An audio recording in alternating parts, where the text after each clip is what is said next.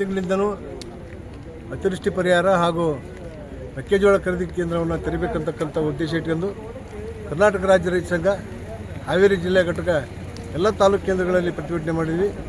ಜಿಲ್ಲಾ ಕೇಂದ್ರದಲ್ಲಿ DC ಕಚೇರಿ ಮುತ್ತಿಗೆ ಹಾಕಿ ಹೋರಾಟವನ್ನು ಮಾಡಿದ್ವಿ. ಭಾಳ ಮಾಡಿ ಈ 8ನೇ ತಾರೀಕು ಮೊಟ್ಟೆಬಿದೂರು ಹತ್ರ ಪ್ರಬಲವಾದಂಥ ಹೋರಾಟವನ್ನು ನಾವು ಮಾಡ್ತೇವೆ. ತೀರ್ಮಾನ ಆಗೈತೆ. ಆ ಪ್ರಕಾರ ಜಿಲ್ಲಾಧಿಕಾರಿಗಳು ಮಾತುಕತೆ ಕರೆದಿದ್ರು, ಅದು ಫಲಪ್ರದ ಆಗಿಲ್ಲ.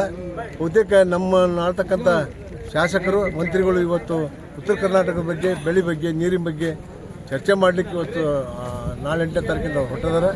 ಅದಕ್ಕೆ ಪೂರಕವಾಗಿ ನಮ್ಮ ಜಿಲ್ಲೆಗೆ ನಿಮ್ಮ ಮೆಕ್ಕೆಜೋಳ ಖರೀದಿ ಕೇಂದ್ರ ಮಾಡೋದು ಯಾವಾಗ ಮತ್ತು ಎಷ್ಟು ಕ್ವಿಂಟಲ್ ಎಷ್ಟು ಟನ್ ಮಾಡ್ತೀರಿ ಅಂತಕ್ಕಂಥದ್ದನ್ನು ನಾವು ಪ್ರಶ್ನೆ ಮಾಡಬೇಕು ಅಂತೇಳಿ ಹೆದ್ದಾರಿ ಬಂದು ಕರೆ ಕೊಟ್ಟವಿ.